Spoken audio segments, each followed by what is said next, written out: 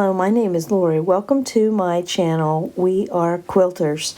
This presentation of Sherlock Holmes, A Study in Scarlet, is a presentation of a public domain book so that you can listen to it while you are sewing or whatever it is you are doing.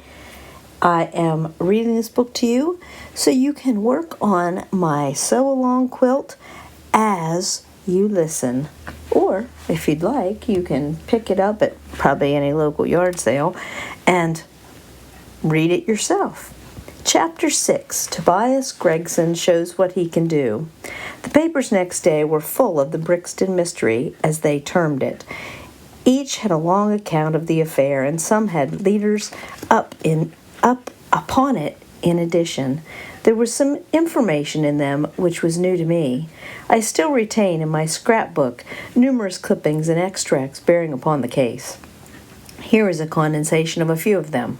The Daily Telegraph remarked that in the history of crime there had seldom been a tragedy which presented stranger features. The German name of the victim, the absence of all other motive, and the sinister inscription on the wall all pointed to its perpetration by political refugees and revolutionists. The socialists had many branches in America, and the deceased had, no doubt, infringed their unwritten laws and been tracked down by them. After alluding airily to the Werquilters, Aqua Tofna, Carboni, the Marchioness of Brinsvillers, Villiers, the Darwinian theory, the principles of Malthus, and the Ratcliffe highway murders, the article concluded by admonishing the government and advocating a closer watch over foreigners in England. The Standard commented upon the fact that lawless outrages of the sort usually occurred under a liberal administration. They arose from the unsettling of the minds of the masses and the consequent weakening of all authority. The deceased was an American gentleman who had been residing for some weeks in the metropolis. He had stayed at the boarding house of Madame Charpentier in Torquay Terrace, Camberwell. He was accompanied in his travels by his private secretary, Mr. Joseph Stangerson. The two bade adieu to their landlady upon Tuesday the 4th. And departed to Euston Station with the avowed intention of catching the Liverpool express. They were afterwards seen together upon the platform. Nothing more is known of them until Mr. Drebber's body was, as recorded, discovered in an empty house in the Brixton Road, many miles from Euston. How he came there, or how he met his fate, are questions which are still involved in mystery. Nothing is known of the whereabouts of Stangerson. We are glad to learn that Mr. Lestrade and Mr. Gregson of Scotland Yard are both engaged upon the case, and it is confidently anticipated that these well-known officers will speedily throw light upon the matter. The Daily News observed that there was no doubt as to the crime being a political one. The despotism and hatred of liberalism which animated the continental governments had had the effect of driving to our shores a number of men who might have made excellent citizens were they not soured by the recollection of all that they had undergone. Among these men there was a stringent code of honor, any infringement of which was punished by death. Every effort should be made to find the Secretary Stangerson and to ascertain some particulars of the habits of the deceased. A great step had been gained by the discovery of the address of the house at which he had boarded, a result which was entirely due to the acuteness and energy of Mr. Gregson of Scotland Yard. Sherlock Holmes and I read these notices over together at breakfast, and they appeared to afford him considerable amusement. I told you that whatever happened, Lestrade and Gregson would be sure to score. That depends on how it turns out. Oh, bless you, it doesn't matter in the least. If the man is caught, it will be on account of their exertions.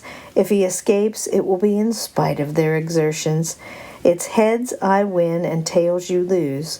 Whatever they do, they will have the followers. Un sot trouve toujours, un plus sot qui l'admire."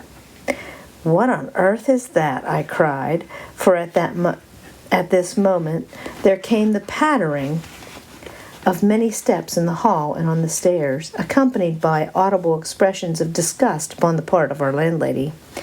"It's the Baker Street Division of the Detective Police Force," said my companion gravely, and as he spoke there rushed into the room half a dozen of the dirtiest and most ragged street children that I ever clapped eyes on. "'Tention!" cried Holmes in a sharp tone, and the 6 dirty little scoundrels stood in a line like so many disreputable statuettes. "In future you shall send up Wiggins alone to report, and the rest of you must wait in the street. Have you found it, Wiggins?" "No, sir, we hain't," said one of the youths. "I hardly expected you would. You must keep on until you do. Here are your wages." He handed each of them a shilling. "Now off you go, and come back with a better report next time." He waved his hand, and they scampered away downstairs like so many rats, and we heard their shrill voices next moment in the street. "There's more work to be got out of one of those little beggars than out of a dozen of the force," Holmes remarked. "The mere sight of an official-looking person seals men's lips. These youngsters, however, go everywhere and hear everything. They are as sharp as needles, too. All they want is organization." "Is it on this Brixton case that you are employing them?" I asked. "Yes. There is a point which I would wish to ascertain. It is merely a matter of time. Hello! We are going to hear some news now, with a vengeance. Here is Gregson coming down the road, with his beatitude written upon every feature of his face. Bound for us, I know. Yes, he is stopping. There he is." There was a violent peal at the bell, and in a few seconds the fair-haired detective came up the stairs, 3 steps at a time, and burst into our sitting-room. "My dear fellow," he cried, wringing Holmes' unresponsive hand, "congratulate me. I have made the whole thing clear as day." A shade of anxiety seemed to me to cross my companion's expressive face. "Do you mean that you are on the right track?" he asked. "The right track? Why, sir, we have the man under lock and key." "And his name is?" "Arthur Charpentier, Sub-Lieutenant in Her Majesty's Navy," cried Gregson pompously, rubbing his fat hands and inflating his chest. Sherlock Holmes gave a sigh of relief and relaxed into a smile. "Take a seat and try one of these cigars," he said. "We are anxious to know how you managed it. Will you have some whiskey and water?" "I don't mind if I do," the detective answered. "The tremendous exertions which I have gone through during the last day or 2 have worn me out. Not so much bodily exertion, you understand, as the strain upon the mind. You will appreciate that, Mr. Sherlock Holmes, for we are both brain workers." "You do me too much honor," said Holmes gravely. "Let us hear how you arrived at this most gratifying result." The detective seated himself in the armchair and puffed complacently at his cigar. Then suddenly he slapped his thigh in a paroxysm of amusement. "The fun of it is," he cried, "that fool Lestrade, who thinks himself so smart, has gone off upon the wrong track altogether. He is after the secretary, Stangerson, who had no more to do with the crime than the babe unborn. I have no doubt that he has caught him by this time." The idea tickled Gregson so much that he laughed until he choked. "And how did you get your clue?" asked Sherlock Holmes. I'll tell you all about it. Of course, Dr. Watson, this is strictly between ourselves. The first difficulty which we had to contend with was the finding of this American's antecedents. Some people would have waited until their advertisements were answered, or until parties came forward and volunteered information. That is not Tobias Gregson's way of doing work. You remember the hat beside the dead man? "Yes," said Holmes. "By John Underwood and Sons, 129 Camberwell Road." Gregson looked crestfallen. "I had no idea that you noticed it," he said. "Have you been there?"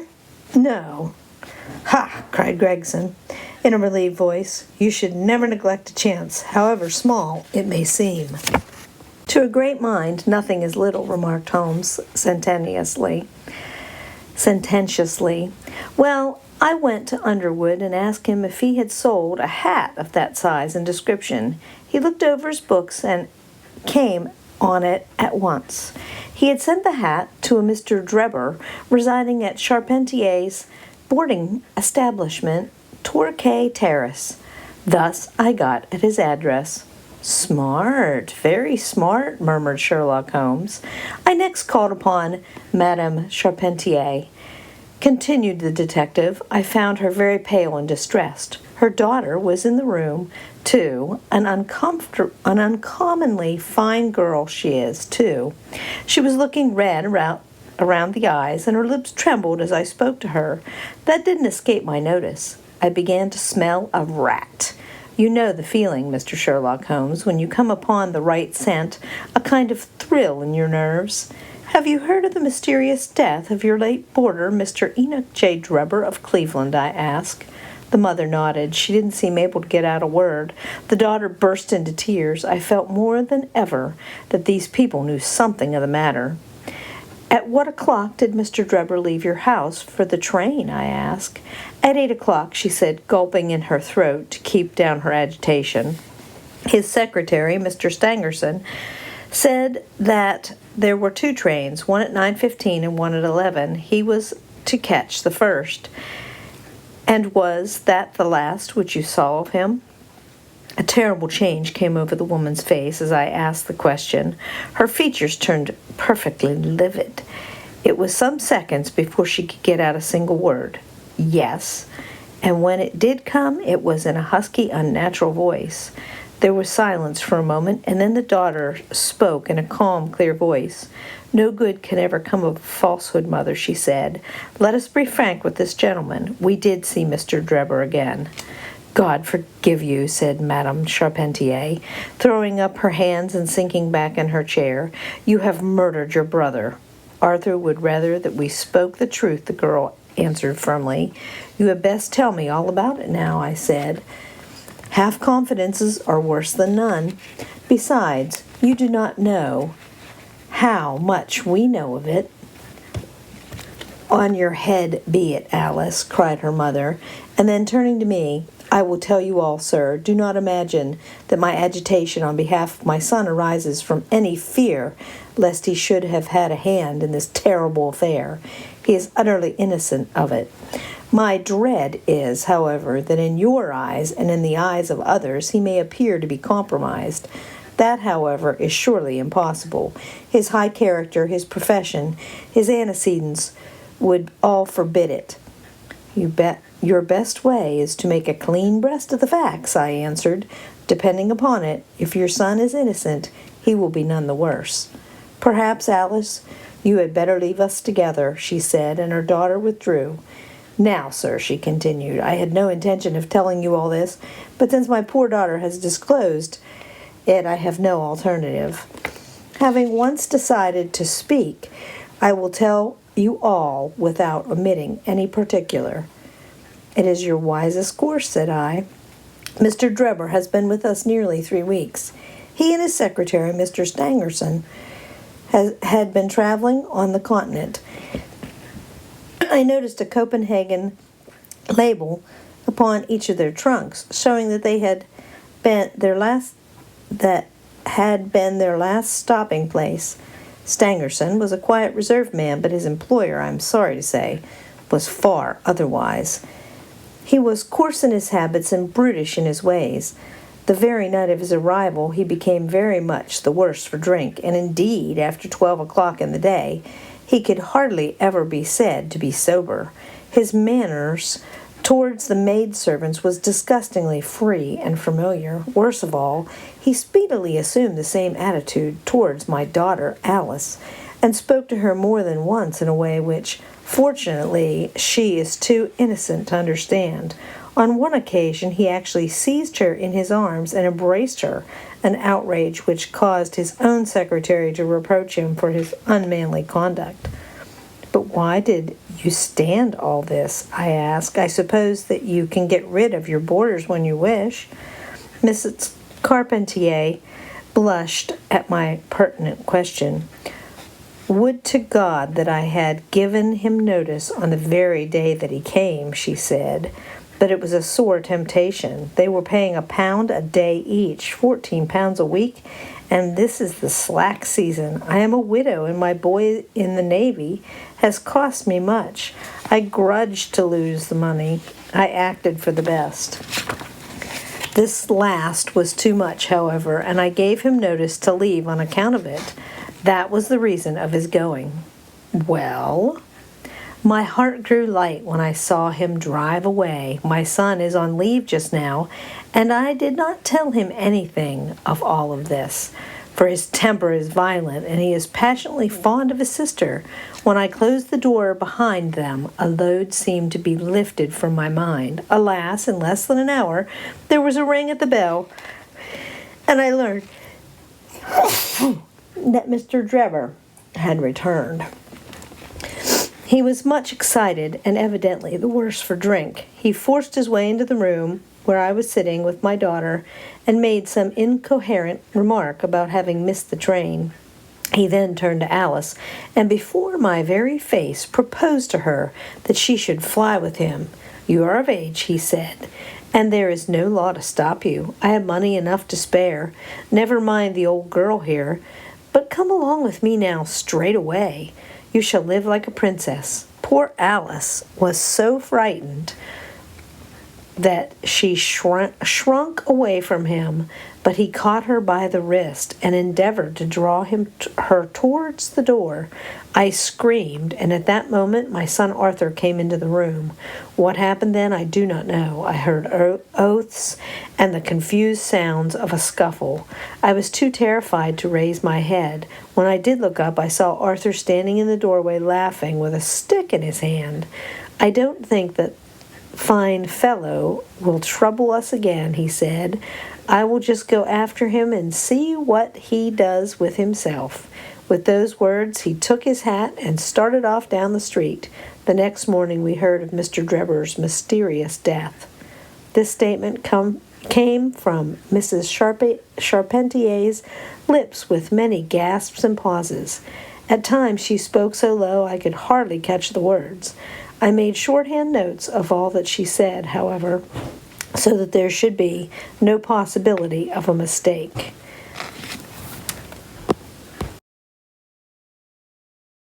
What happened next? Mrs. Charpentier paused. The detective continued. "I saw that the whole case hung upon one point. Fixing her with my eye in a way which I always found effective with women, I asked her at what hour her son returned. "I do not know," she answered. "Not know?" "No, he has a latchkey and he let himself in." "After you went to bed?" "Yes." "When did you go to bed?" "About 11. So your son was gone at least 2 hours?" "Yes." "Possibly 4 or 5? "Yes." "What was he doing during that time?" "I do not know," she answered, turning white to her very lips. Of course, after that there was nothing more to be done. I found out where Lieutenant Charpentier was, took 2 officers with me, and arrested him. When I touched him on the shoulder and warned him to come quietly with us, he answered us as bold as brass. "I suppose you're arresting me for being concerned in the death of that scoundrel Drebber," he said. We had said nothing to him about it, so that his alluding to it had a most suspicious aspect. "Very," said Holmes. He still carried the heavy stick which the mother described him as having with him when he followed Drebber. It was a stout oak cudgel. "What is your theory, then?" "Well, my theory is that he followed Drebber as far as Brixton Road. When there, a fresh altercation arose between them, in the course of which Drebber received a blow from the stick, in the pit of the stomach perhaps, which killed him without leaving any mark. The night was so wet that no one was about, so Charpentier dragged the body of the victim into the empty house. As to the candle and the blood, and the writing on the wall, and the ring, they may all be so many tricks to throw the police on the wrong scent." "Well done," said Holmes in an encouraging voice. "Really, Gregson, you are getting along. We shall make something of you yet."